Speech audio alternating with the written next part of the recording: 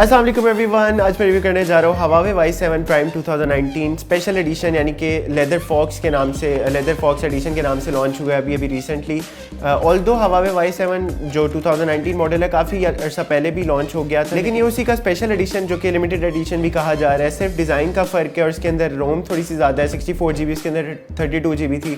बाकी और परफॉर्मेंस में और बाकी डिस्प्ले में कोई इतना ज़्यादा फ़र्क नहीं है। और हाँ, एक और बात मैं आपको बता दूं कि डिज़ाइन इसके ऊपर लेदर जैसा डिज़ाइन मेंशन किया गया, लेदर वाला डिज़ाइन नहीं, क्योंकि ये जो मटेरियल है इसकी बैक पर ये लेदर नहीं है, क्योंकि लेदर होता है तो लेदर की वजह से काफ़ी ज़्यादा डिवाइसेस हीटअप होती है। तो इसके अंदर आपको हीटअप इशू उस तरह से इतना ज़्यादा नहीं मिलेगा, क्योंकि इसकी बैक लेदर जैसी है, लेदर नहीं है, क्योंकि ये भी बिल्ड इसकी प्लास्टिक की है बैक। जैसे आपको याद होगा, मैं भी नोट 4 काफ़ी अर्से तक सैमसंग का यूज़ करता रहा, उसकी जिस तरह की बैक थी सैमसंग नोट 4 की, उसी तरह की बैक आपको इसकी मिलेगी, जो कि लेदर की लुक तो देती है लेकिन होती एक्चुअल में लेदर नहीं है। सो हाँ, ये है कि आपको डिज़ाइन पॉइंट ऑफ व्यू से लुक वाइज ये फ़ोन काफ़ी अच्छा, डिसेंट और मज़े का कलर है, अच्छा लगेगा, लेकिन परफॉर्मेंस आपको Y7 प्राइम वाली ही मिलेगी और स्टोरेज अच्छी मिल जाएगी। फर्स्ट ऑफ ऑल डिज़ाइन की तरफ देखें तो आपको इसकी बैक पर फिंगरप्रिंट स्कैनर मिल रहा है, इसके 2 कैमराज मिल रहे हैं, जिनमें से एक 13 मेगापिक्सल का लेंस है, दूसरा 2 मेगापिक्सल का लेंस है।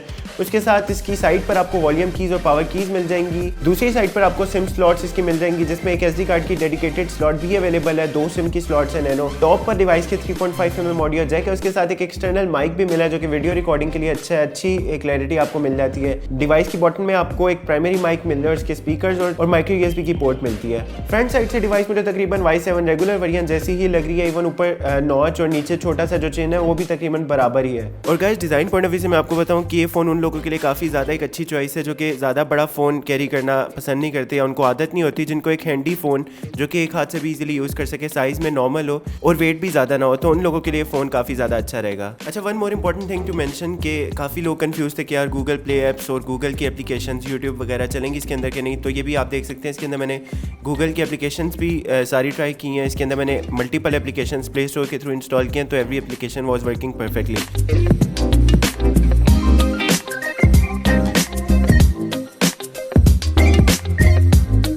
और परफॉर्मेंस में भी अगर देखा जाए तो मुझे एज सच कोई इतना ज़्यादा डिफरेंस नहीं फील हुआ, जो कि रेगुलर वेरिएंट था HUAWEI Y7 का, क्योंकि मैंने आपको बताया परफॉर्मेंस, क्योंकि इसके अंदर स्पेक्स ऑलमोस्ट सारे सेम है। उसके अंदर भी Qualcomm Snapdragon 450 का चिपसेट आपको मिल रहा था, तो इस डिवाइस में भी Qualcomm Snapdragon 450 ही का आपको चिपसेट मिल रहा है Adreno 506 के साथ। और Antutu बेंचमार्क की परफॉर्मेंस भी ऑलमोस्ट सेम है, जो कि आपको Y7 रेगुलर वेरिएंट में मिल रही थी। डिस्प्ले का साइज डिवाइस का 6.26 इंचेस है, जो कि बराबर है रेगुलर वेरिएंट के। रेजोल्यूशन डिवाइस का 720x1500 समथिंग का है, जो कि HD का रेजोल्यूशन है। It could have been better अगर फुल HD इसमें आपको मिल जाता, लेकिन फिर भी ठीक है, रेजोल्यूशन अच्छा है, शार्प रेजोल्यूशन है। लेकिन कलर डिवाइस की और डिस्प्ले ज़्यादा वाइब्रेंट तभी नजर आता है अगर आप इसको फ्रंट एंगल से देख रहे हैं। अगर आप इसको थोड़ा सा साइड से या डिफरेंट एंगल से देखेंगे तो आपको डिस्प्ले उस तरह से वाइब्रेंट नजर नहीं आएगा, थोड़ा सा डल कलर्स नजर आएंगे। तो it could have been better अगर इसके अंदर थोड़ा सा डिस्प्ले बेटर यूज़ किया जाता। बाकी डिवाइस के अंदर आपको फेस अनलॉक भी मिल रहा है, लेटेस्ट सारे फीचर्स मिल रहे हैं, face unlock, fingerprint scanner, proximity sensor, light, उस तरह के सारे सेंसर्स इसके अंदर आपको मिल जाएंगे। रैम इसके अंदर 3 GB की है, 64 GB की रोम आपको मिल रही है। और बाकी बैटरी इस डिवाइस की एक मुझे अच्छी लगी है, यानी कि 4000 mAh की बैटरी, जिसके थ्रू आप 1-1.5 दिन आराम से निकाल सकते हैं गेमिंग के साथ, मल्टीमीडिया के साथ।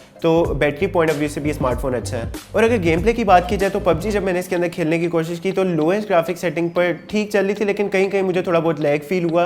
और लेकिन हीटअप जैसा इशू इस डिवाइस में आपको बिल्कुल भी नहीं मिलेगा, क्योंकि मैंने एक्सपेक्ट किया था कि लेदर जैसी बैक है तो प्रॉब्ली इसके अंदर हीटअप भी होगी डिवाइस, लेकिन क्योंकि लेदर जैसी बैक है, लेदर बैक नहीं है, तो उस तरह से कोई हीटिंग इशूज़ नहीं आपको मिलेंगे इसके अंदर। और कैमरास की परफॉर्मेंस बैक कैमरास की दिन में तो काफ़ी अच्छी है, 1080p की वीडियो रिकॉर्ड करते हैं, लेकिन रात के टाइम या स्पेशली लो लाइट में थोड़ा सा इसके अंदर नॉइज़ आपको ग्रेन्स फील होंगे, जो कि ठीक है, नॉर्मल सी बात है। इतनी प्राइस रेंज में जो फ़ोन आते हैं उनके अंदर आपको ग्रेन्स फील होते हैं, स्पेशली लो लाइट में।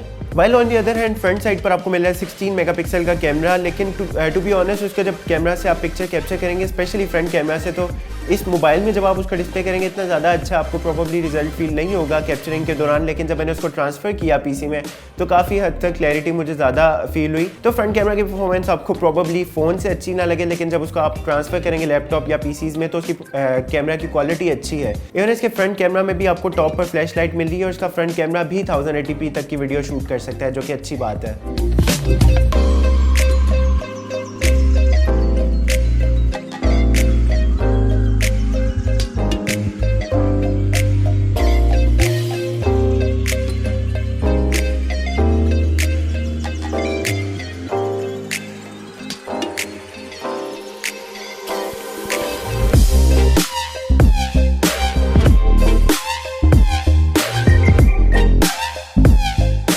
तो इसकी प्राइस मैं आपको बता दूं, ऑल दो बॉक्स पर इसके लिखी है 28,999, लेकिन इसकी ऑफिशियल एक पिक्चर मैंने देखी उसके अंदर 30,000 मेंशन की हुई थी, यानी कि तकरीबन 29 to 30,000 के प्राइस के दरमियान आपको मार्केट में इजीली मिल जाएगा और ये फ़ोन अभी मार्केट में अवेलेबल है, आप इसे परचेज कर सकते हैं। So this is all for now, stay tuned, अल्लाह हाफिज़।